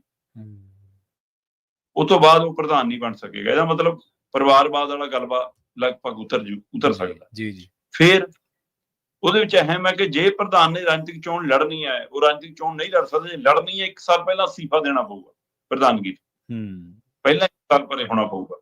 ਸੋ ਇਹ ਕੁਛ ਅਜਿਹੇ, ਤੇ ਪੰਥ ਜਿਹੜੀ ਧਾਰਮਿਕ ਕੌਂਸਲ ਬਣਾਈ ਹੈ ਉਹਦੇ ਤਾਲਮੇਲ ਨਾਲ ਚੱਲੇਗਾ। ਇਹਦਾ ਮਤਲਬ ਪੰਥਕ ਏਜੰਡਾ ਨਾਲ ਰਹੇਗਾ ਹੁਣ ਇਹਦੇ ਵਿੱਚ। ਸੋ ਇਹ ਪਹਿਲ ਕਦਮੀ। ਜੇ ਪੰਥਕ ਕੌਂਸਲ ਦੀ ਰੂਪਰੇਖਾ ਕੀ ਹੋਊਗੀ ਉਹ ਜੇ ਸਪਸ਼ਟ ਹੋਣਾ, ਬਾਕੀ ਆਪਣੇ ਹੀ 15 ਲੱਖ ਜਿਹੜੇ ਮੈਂਬਰ ਕਹਿੰਦੇ ਨੇ ਉਹਨਾਂ ਚੋਂ ਹੀ ਲੈਣੇ ਨੇ ਜਾਂ ਬਾਹਰੋਂ ਵੀ ਲੈਣੇ ਜਾਂ ਹੋਰ ਦਲਾਂ ਚੋਂ ਵੀ ਲੈਣੇ ਨੇ ਧਾਰਮਿਕ ਕੌਂਸਲ ਦੇ ਵਿੱਚ। ਸੋ ਉਹ ਨੁਕਤੇ ਨਿਗਾਹ ਤੇ ਵੀ ਨਜ਼ਰ ਰਹੇਗੀ। ਸੋ ਸਿੱਧੀ ਲੜਾਈ ਇਹਨਾਂ ਦੀ ਪੰਜਾਬ ਮੁੱਦਿਆਂ ਤੇ ਬਾਅਦ ਚੋਂ, ਕੇਂਦਰ ਵਾਲੇ ਮੁੱਦਿਆਂ ਤੇ ਬਾਅਦ ਚੋਂ। ਪਹਿਲੀ ਲੜਾਈ ਇਹੀ ਹੈ ਕਿ ਬਾਦਲ ਅਸਲੀ ਅਕਾਲੀ ਦਲ ਕਿ ਗਿਆਨੀ ਹਰਪ੍ਰੀਤ ਅਸਲੀ ਅਕਾਲੀ ਦਲ ਹੈ ਨਾ। ਹੁਣ ਸੁਖਬੀਰ ਬਨਾਮ ਗਿਆਨੀ ਹਰਪ੍ਰੀਤ, ਗਿਆਨੀ ਹਰਪ੍ਰੀਤ ਬਨਾਮ ਸੁਖਬੀਰ, ਅਕਾਲੀ ਦਲ ਬਾਦਲ ਬਨਾਮ ਨਵਾਂ ਅਕਾਲੀ ਦਲ ਇਹ ਹੋਣ ਜਾ ਰਿਹਾ। ਅਜੇ ਨਾਮ ਨੂੰ ਲੈ ਕੇ ਖੇਡ ਹੋ ਰਹੀ ਹੈ, ਉਹ ਨੁਕਤਾ ਜੇ ਪੇਚ ਫਸਣਾ ਹੈ ਨਾ, ਕਿਉਂਕਿ ਕੁਝ ਮੀਡੀਆ ਵਾਲੇ ਸਾਡੇ ਇਸ ਨੂੰ ਬਾਗੀ ਅਕਾਲੀ ਧੜਾ ਕਹਿ ਰਹੇ ਨੇ, ਜਦੋਂ ਕਿ ਜੇ ਆਪਾਂ ਨੁਕਤੇ ਨਿਗਾਹ ਤੋਂ ਦੇਖੀਏ ਤਾਂ ਹੁਣ ਅਕਾਲ ਤਖਤ ਸਾਹਿਬ ਤੋਂ ਬਾਅਦ ਇਹ ਇੱਕ ਤਰ੍ਹਾਂ ਨਾਲ ਉਸ ਪ੍ਰਕਿਰਿਆ ਚੋਂ ਨਿਕਲ ਕੇ ਜਨਮਿਆ, ਤੇ ਇਹਦਾ ਮਤਲਬ ਕੀ ਉਹ ਇੱਕ ਸਾਜ਼ਿਸ਼ ਤਹਿਤ ਇਹ ਨਾਂ ਦਿੱਤਾ ਜਾ ਰਿਹਾ। ਇਸ ਲਈ ਕਈ ਮੋਰਚਿਆਂ ਤੇ ਲੜਾਈ ਹੈ ਜੇ ਇਹਨਾਂ ਮੂਹਰੇ ਖੜੀ ਹੈ, ਇਹਨਾਂ ਆਸਾਨ ਨਹੀਂ ਹੈਗਾ। ਪਰ ਫਿਰ ਵੀ ਗਿਆਨੀ ਹਰਪ੍ਰੀਤ ਸਿੰਘ ਤੋਂ ਕਈ ਲੋਕ ਬਹੁਤ ਤਵੱਕੋ ਰੱਖਦੇ, ਬਹੁਤ ਉਮੀਦ ਰੱਖਦੇ ਨੇ। ਸੋ ਦੇਖਦੇ ਹਾਂ ਜੀ ਇਹ ਹੁਣ ਅਸਲੀ ਅਕਾਲੀ ਦਲ ਕਿਹੜਾ ਹੋ ਕੇ ਨਿੱਤਰਦਾ। ਹਾਂਜੀ ਬਿਲਕੁਲ। ਤੇ ਜਿਹੜੀ ਉਹਨਾਂ ਨੇ ਤਕਰੀਰ ਕੀਤੀ ਉੱਥੇ ਜਦੋਂ ਉਹਨਾਂ ਨੇ ਅਹੁਦਾ ਸੰਭਾਲਿਆ, ਉਸ ਤਕਰੀਰ ਦੇ ਵੀ ਖਾਸੀ ਚਰਚਾ ਹੋ ਰਹੀ ਹੈ। ਉਸ ਤਕਰੀਰ ਦੇ ਬਾਰੇ ਵੀ ਲੋਕ ਕਹਿ ਰਹੇ ਨੇ ਕਿ ਇਹਨੇ ਬਾਦਲਾਂ ਨੇ ਜੋ ਕੀਤਾ, ਜਿਸ ਤਰੀਕੇ ਦੇ ਵਿੱਚ ਇਹ ਸਾਰਾ ਵਰਤਾਰਾ ਜੋ ਸਿਆਸੀ ਤੌਰ ਤੇ ਇੱਕ ਨਵਾਂ ਗੁੱਟ ਆਪਣੇ ਸਾਹਮਣੇ ਆਇਆ, ਇਹ ਕਿਉਂ ਨਿਕਲਿਆ, ਕਿਉਂ ਬਣਿਆ, ਤੇ ਇਹਦੇ ਕੀ ਮੰਤਵ ਨੇ, ਇਹ ਕੀ ਇਹਦੇ ਏਜੰਡੇ ਨੇ, ਉਹਨਾਂ ਦੇ ਵਿੱਚ ਉਹਨਾਂ ਨੇ ਬਾਦਲ ਪਰਿਵਾਰ ਤੇ ਖਾਸੇ ਨਿਸ਼ਾਨੇ ਸਾਧੇ ਨੇ। ਇਸ ਤਕਰੀਰ ਦੇ ਮਾਇਨੇ ਕੀ ਕੱਢੀਏ? ਪ੍ਰਵੀਨ ਜੀ, ਸਿੱਖੀ ਦੇ ਵਿੱਚ ਜਾਤ ਪਾਤ ਲਈ ਕੋਈ ਥਾਂ ਨਹੀਂ ਹੈ, ਪਰ ਇਹੀ ਸਿੱਖੀ ਦੀ ਨੁਮਾਇੰਦਗੀ ਕਰਨ ਵਾਲੀ ਪੰਥਕ ਪਹਿਲੂਆਂ ਤੋਂ ਉੱਠ ਕੇ ਪੰਜਾਬ ਪਹਿਲੂਆਂ ਤੱਕ ਦੀ ਰਾਜਨੀਤੀ ਕਰਨ ਵਾਲੀ ਸ਼੍ਰੋਮਣੀ ਅਕਾਲੀ ਦਲ ਦੇ ਅੰਦਰ ਵੀ ਵਿੰਗ ਬਣੇ ਹੋਏ ਨੇ, ਹਨਾ, ਕਿ ਐਸੀ ਵਿੰਗ ਦਾ ਪ੍ਰਧਾਨ ਹੈ ਜੀ, ਇਹ BC ਵਿੰਗ ਦਾ ਜੀ, ਉਹਦੀ ਨੁਮਾਇੰਦਗੀ, ਸਾਰਾ ਕੁਛ ਹੈ। ਤੇ ਇਸੇ ਤਰ੍ਹਾਂ ਸ਼੍ਰੋਮਣੀ ਕਮੇਟੀ ਦੇ ਵਿੱਚ ਵੈਸੇ ਕਹਿੰਦੇ ਜਿਹਾ ਕੁਛ ਨਹੀਂ, ਪਰ ਕਦੇ ਵੀ ਐਸੀ ਭਾਈਚਾਰੇ ਚੋਂ ਕਿਸੇ ਨੂੰ SGPC ਦਾ ਪ੍ਰਧਾਨ ਨਹੀਂ ਬਣਾਇਆ, ਸੀਨੀਅਰ ਵਾਈਸ ਪ੍ਰਧਾਨ ਹੀ ਬਣਾਉਂਦੇ ਨੇ ਲਗਭਗ। ਸਹੀ ਹੈ, ਕਿਤੇ ਕੁਛ ਪਿਆ। ਸੋ ਉਹਦਾ ਬਿਨਾਂ ਕਿਹਾ ਮਤਲਬ ਕਿ ਗਿਆਨੀ ਹਰਪ੍ਰੀਤ ਸਿੰਘ ਹੋਰਾਂ ਦਾ ਬਣਨਾ ਇਹ ਅਕਾਲੀ ਦਲ ਦੇ ਇਤਿਹਾਸ 'ਚ ਪਹਿਲੀ ਵਾਰ ਹੈ ਕਿ ਐਸੀ ਭਾਈਚਾਰੇ ਚੋਂ ਕਿਸੇ ਨੂੰ ਪ੍ਰਧਾਨਗੀ ਮਿਲੀ ਹੈ, ਜਦੋਂ ਕਿ ਆਪਾਂ ਫਿਰ ਸਪਸ਼ਟ ਕਰਦੇ ਹਾਂ ਕਿ ਸਿੱਖ ਧਰਮ ਦੇ ਹਵਾਲੇ ਨਾਲ ਕੋਈ ਜਾਤ ਪਾਤ ਦਾ ਪਹਿਲੂ ਨਹੀਂ, ਪਰ ਇਸ ਨੁਕਤੇ ਨਿਗਾਹ ਤੋਂ ਵੀ ਦੇਖਿਆ ਜਾ ਜੀ ਅੱਜ ਦੀ ਤਰੀਕ ਦੇ ਵਿੱਚ ਕੋਈ ਦੋ ਰਾਏ ਨਹੀਂ ਕਿ ਪੰਜਾਬ ਦੇ ਵਿੱਚ ਸਥਾਨਕ ਸਾਡੇ ਪਿੰਡਾਂ ਕਸਬਿਆਂ ਦੇ ਗੁਰੂ ਘਰਾਂ ਦੇ ਵਿੱਚ ਸੇਵਾਦਾਰਾਂ ਵਜੋਂ, ਗ੍ਰੰਥੀ ਸਿੰਘਾਂ ਵਜੋਂ, ਰਾਗੀ ਸਿੰਘਾਂ ਵਜੋਂ ਵੱਡੀ ਸੇਵਾ ਇਸ ਭਾਈਚਾਰੇ ਚੋਂ ਆਉਂਦੀ ਹੈ। ਜ਼ਿਆਦਾਤਰ ਸੇਵਾ ਹੁਣ ਇਸ ਭਾਈਚਾਰੇ ਚੋਂ ਆਉਂਦੀ ਹੈ ਜੀ। ਗਿਆਨੀ ਹਰਪ੍ਰੀਤ ਸਿੰਘ ਕਹਿੰਦੇ ਕਿ ਮੈਂ ਜਦੋਂ ਇਸ ਪਿੰਡ 'ਚ ਨਿਤਰਿਆ ਤੇ ਮੈਨੂੰ ਮਤਲਬ ਕਹਿ ਰਹੇ ਨੇ ਕਿ ਦੇਖੋ ਜੀ ਇਹ ਤਾਂ ਗਿਆਨੀ ਜਥੇਦਾਰ ਸੀ ਜੀ, ਮੱਥੇ ਟਿਕਦੇ ਸੀ ਜੀ, ਹੈ ਨਾ। ਹੁਣ ਇਹਨੂੰ 4 ਫੁੱਟੀਏ ਨੂੰ ਕਿਹਨੇ ਪੁੱਛਣਾ ਹੈ ਨਾ, ਕਿ ਉਹ ਕਹਿੰਦੇ ਕਿ ਮੇਰੇ ਬਾਰੇ ਕਹਿਣਗੇ ਕਿ ਜੀ ਇਹ ਦੇਖੋ ਜੀ ਇਹ ਤਾਂ ਹੁਕਮਨਾਮਾ ਹੀ ਇਸ ਲਈ ਦਿੱਤਾ ਕਿਉਂਕਿ ਅਜਿਹਾ ਪ੍ਰਚਾਰ ਅਕਾਲੀ ਦਲ ਵੱਲੋਂ ਕੀਤਾ ਜਾ ਰਿਹਾ ਕਿ ਤਾਂ ਆਪਣੇ ਬਣ ਲਈ ਉਹ ਰਾਹ ਕੱਢਿਆ ਸੀ ਜੀ, ਆਪ ਬਣਨਾ ਸੀ। ਉਹ ਕਹਿੰਦੇ ਕਿ ਭਰਾਵਾ ਧੰਨਵਾਦ ਬਾਦਲੋਂ ਤੁਹਾਡਾ ਕਿ ਮੈਂ ਤਾਂ ਅੱਜ ਜੇ ਪ੍ਰਧਾਨ ਬਣਿਆ ਤੁਹਾਡੇ ਕਰਕੇ ਬਣਿਆ, ਤੁਸੀਂ ਮੈਨੂੰ ਨਾ ਜਥੇਦਾਰ ਤੋਂ ਹਟਾਉਂਦੇ ਨਾ ਮੈਂ ਇੱਧਰ ਆਉਂਦਾ। ਸਹੀ, ਮੈਂ ਤਾਂ ਉੱਥੇ ਸੇਵਾ ਕਰਕੇ ਖੁਸ਼ ਸੀਗਾ, ਤੁਸੀਂ ਉਹ ਮੈਨੂੰ ਉੱਧਰ ਮੈਂ ਤਾਂ ਇੱਧਰ ਆ ਗਿਆ। ਕਹਿੰਦੇ ਮੈਨੂੰ ਕਹਿੰਦੇ ਨੇ ਕਿ ਗ੍ਰੰਥੀ ਨੂੰ ਰਾਜਨੀਤੀ ਥੋੜਾ ਆਉਂਦੀ ਆ ਜੀ। ਸੋ ਉਹਨਾਂ ਨੇ ਬਿਨਾਂ ਕੁਝ ਕਿਹਾ ਖਾਸਾ ਕੁਝ ਕਹਿਤਾ, ਜਦੋਂ ਕਿਹਾ ਕਿ ਹੁਣ ਗ੍ਰੰਥੀ ਦੱਸੋ ਤੁਹਾਨੂੰ ਰਾਜਨੀਤੀ ਕੀ ਹੁੰਦੀ ਹੈ। ਠੀਕ ਹੈ, ਹੁਣ ਗ੍ਰੰਥੀਆਂ ਦੀ ਰਾਜਨੀਤੀ ਦੇਖਿਓ। ਸੋ ਇਹਦਾ ਮਤਲਬ ਇੱਕ ਸੁਨੇਹਾ ਰਾਜਨੀਤਿਕ ਤੌਰ ਤੇ ਵੀ ਦੇ ਰਹੇ ਨੇ। ਰਾਜਨੀਤੀ ਦੇ ਮੈਦਾਨ ਜਦੋਂ ਨਿਤਰਦੇ ਰਾਜਨੀਤੀ ਵੀ ਤਾਂ ਹੋਊਗੀ ਨਾ, ਹੋਊਗੀ, ਬਿਲਕੁਲ ਸਹੀ। ਕਿਉਂ ਨਾ, ਉਹਨਾਂ ਦੇ ਵੀ ਅਰਥ ਹੈਗੇ ਨੇ ਬਹੁਤ ਗਹਿਰੇ। ਦੂਸਰੇ ਪਾਸੇ ਉਹ ਕਹਿੰਦੇ ਆ 2 ਦਸੰਬਰ ਦੇ ਮੈਂ ਫੈਸਲੇ ਦੀ ਕਾਪੀ ਲੈ ਕੇ ਆਇਆ ਜੀ। ਉਹਦੇ ਵਿੱਚ ਸਿੱਧਾ ਲਿਖਿਆ ਸੀ ਕਿ ਚੁੱਲ੍ਹੇ ਸਮੇਟੋ ਤੇ ਸ਼੍ਰੋਮਣੀ ਅਕਾਲੀ ਦਲ ਨੂੰ ਮਜ਼ਬੂਤੀ ਲਈ ਇੱਕ ਹੋ ਜਾਓ। ਠੀਕ ਹੈ, ਸੁਧਾਰ ਲੈ ਨੇ ਤਾਂ ਉਸੇ ਦਿਨ ਆਪਣਾ ਚੁੱਲ੍ਹਾ ਚੱਲਾ ਇਕੱਠਾ ਕਰ ਲਿਆ ਸੀ।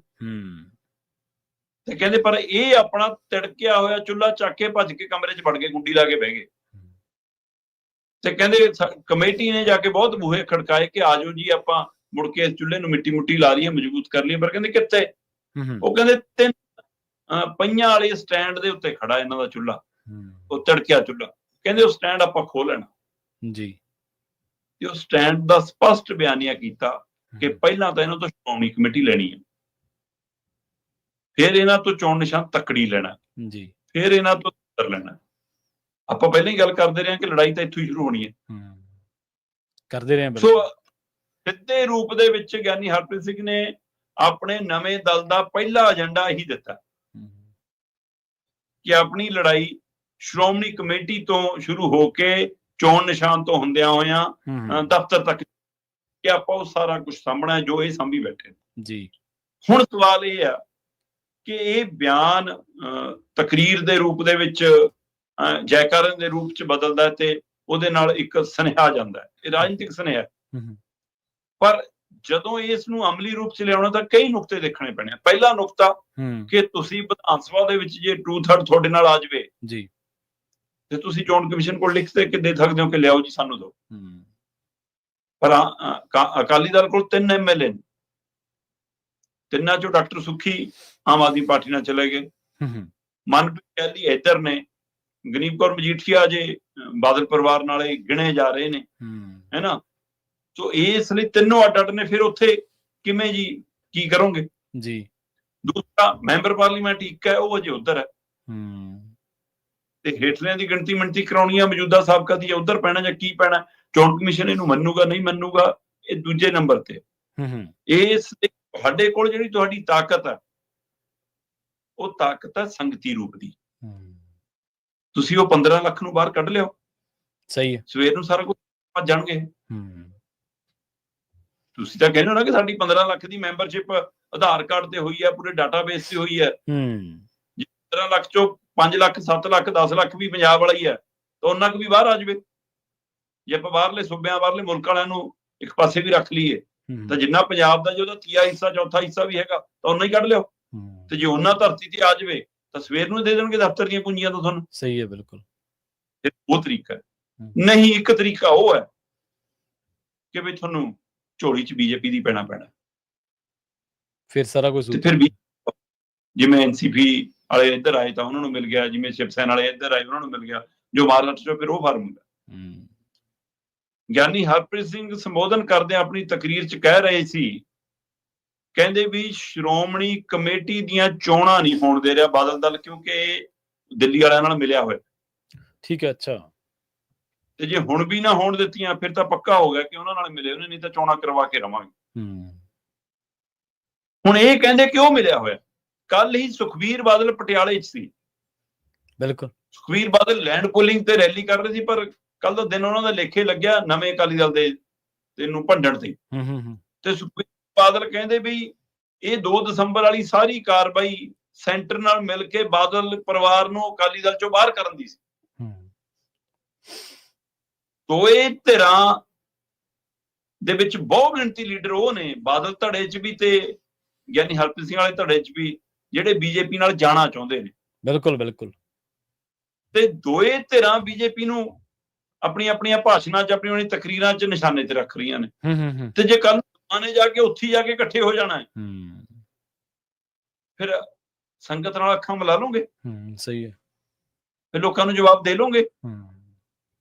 ਜਾਂ ਅੱਜ ਦੋਏ ਜੇ ਇਹ ਕਹੀ ਜਾਂਦੇ ਨੇ ਕਿ ਉਹ ਬੀਜੇਪੀ ਦਾ ਸਕਾ ਤੇ ਉਹ ਸਕਾ, ਤੇ ਇੱਕ ਦੂਜੇ ਨੂੰ ਕਹਿਣ ਵਾਲੇ ਜੇ ਦੋਵਾਂ ਚੋਂ ਇੱਕ ਵੀ ਗਿਆ ਤਾਂ ਫਿਰ ਲੋਕ ਪੁੱਛਣਗੇ ਕਹਿ ਤਾਂ ਤੁਸੀਂ ਉਹਨਾਂ ਨੂੰ ਰਹੇ ਸੀ, ਚਲੇ ਤੁਸੀਂ ਗਏ। ਦੋਵਾਂ ਲਈ ਔਖਾ। ਪਰ ਗਿਆਨੀ ਹਰਪ੍ਰੀਤ ਸਿੰਘ ਨੇ ਜਿਵੇਂ ਇਹਨਾਂ ਨੂੰ ਘੇਰ ਕੇ ਲਿਆਂਦਾ ਜੀ, ਮੈਨੂੰ ਲੱਗਦਾ ਬਾਦਲ ਧਿਰ ਦਾ ਫਿਕਰ ਤਾਂ ਵਧਿਆ। ਹਾਂ, ਅਜੇ ਜੇ ਤੁਸੀਂ ਇਹ 3 ਚੀਜ਼ਾਂ ਲੈਣੀਆਂ ਨੇ, ਆਪਾਂ ਕਹਿੰਦੇ ਸੀ ਨਾ ਕਿ ਰਜਿਸਟ੍ਰੇਸ਼ਨ ਦਾ ਮੁੱਦਾ ਵੀ ਬਣਨਾ, ਤੱਕੜੀ ਚੋਣ ਨਿਸ਼ਾਨ ਦਾ ਵੀ ਦਾ ਵੀ ਬਣਨਾ, ਐਸਜੀਪੀਸੀ ਦੇ ਕੰਟਰੋਲ ਦਾ ਵੀ ਬਣਨਾ, ਇਹ ਸਾਰਾ ਕੁਝ ਬਣਨਾ। ਜੇ ਤਾਂ ਤੁਸੀਂ ਸ਼੍ਰੋਮਣੀ ਅਕਾਲੀ ਦਲ ਹੀ ਨਾਮ ਰੱਖਣਾ, ਫਿਰ ਤਾਂ ਤੁਹਾਡੀ ਲੜਾਈ ਇਸੇ ਮੁੱਢ ਤੋਂ ਸ਼ੁਰੂ ਹੁੰਦੀ ਹੈ। ਜੇ ਤੁਸੀਂ ਨਾਂ ਦੇ ਪਿੱਛੇ ਅੱਗੇ ਪਿੱਛੇ ਕੁਝ ਹੋਰ ਲਾਉਣਾ, ਫਿਰ ਚੋਣ ਨਿਸ਼ਾਨ ਵੀ ਹੋਰ ਮਿਲ ਜੂ, ਰਜਿਸਟ੍ਰੇਸ਼ਨ ਵੀ ਹੋਰ ਹੋ ਜੂ, ਫਿਰ ਅੱਡੋ ਅੱਡ ਡਫਲੀ ਵੱਜੂਗੀ। ਫਿਰ ਤਾਂ ਰੌਲਾ ਲੱਗ ਜਾਣਾ। ਇਹ ਕਹਿ ਰਹੇ ਹੋ ਕਿ ਅਸੀਂ ਅਸਲੀ ਅਕਾਲੀ ਦਲ ਨਾਲ, ਫਿਰ ਇਹਦਾ ਮਤਲਬ ਪਹਿਲੀ ਲੜਾਈ ਤੁਹਾਡੀ ਆਮੋ ਸਾਹਮਣੇ ਦੀ ਹੈ। ਔਰ ਇਹਦੇ ਵਿੱਚੋਂ ਕਿਤੇ ਇਹ ਨਾ ਹੋਵੇ ਕਿ ਇਹ ਦੋਏ ਆਪਸ 'ਚ ਲੜਦੇ ਰਹਿਣ ਤੇ ਦੂਜੀਆਂ ਧਿਰਾਂ ਫਾਇਦਾ ਚੁੱਕ ਲੈਣ, ਹੈ ਨਾ। ਉਹਨਾਂ ਨੂੰ ਇਹ ਸੂਟ ਕਰੂਗਾ ਜੇ ਆਪਸ 'ਚ ਲੜਦੇ ਰਹੇ।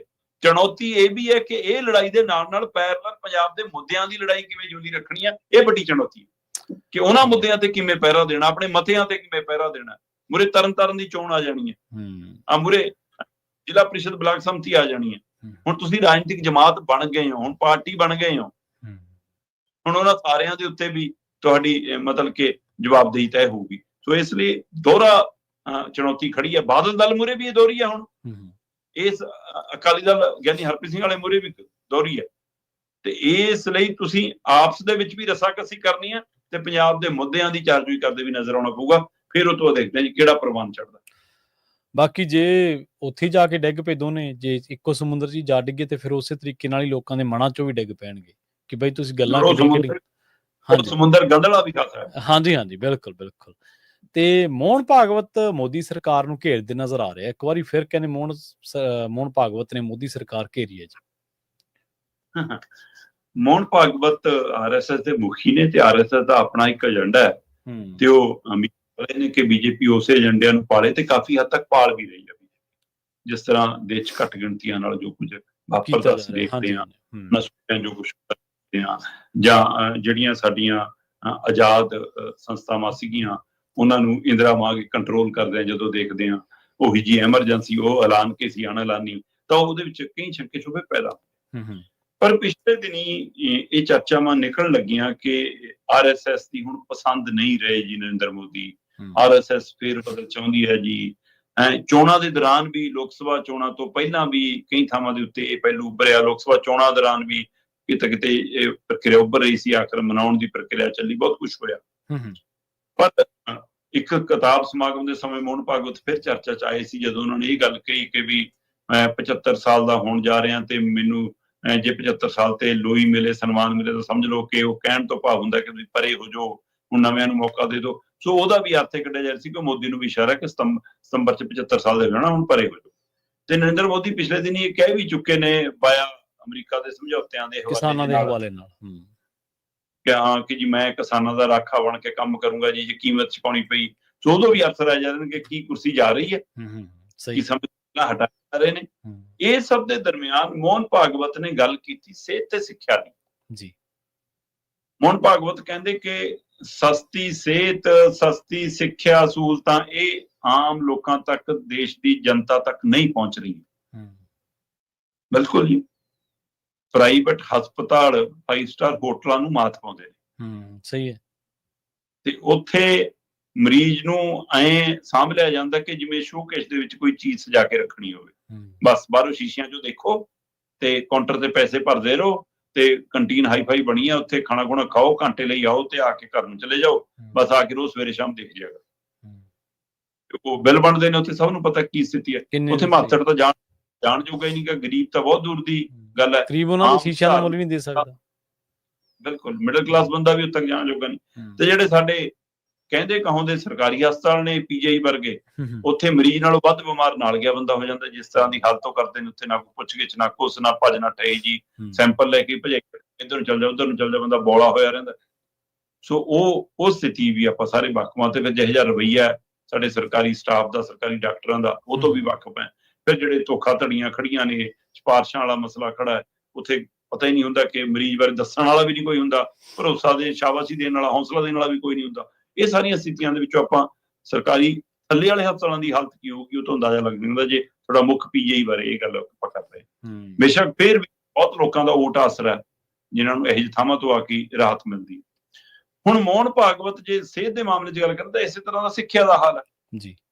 ਮਤਲਬ ਜਾਂ ਤਾਂ ਬਹੁਤ ਵੱਡਾ ਵਪਾਰੀਕਰਨ ਹੋ ਗਿਆ, ਉਹਦੇ ਵਿੱਚ ਦਿਖਾਵਾ ਹੈ ਕਿ ਸਾਡਾ ਨਿਆਣਾ ਇਸ ਸਕੂਲ 'ਚ ਪੜ੍ਹਦਾ ਹੈ, ਇਹ ਵੀ ਪ੍ਰਗਟਾਵੇ ਦੀ ਮਤਲਬ ਕਿ ਚਿੰਨ ਬਣ ਗਏ ਕਿ ਨਿਆਣੇ ਦੇ ਕਿਹੜੇ ਸਕੂਲ ਦੀ ਬੈਨ ਬੱਸ ਲੈਣ ਆਉਂਦੀ ਆ, ਹੈ ਨਾ।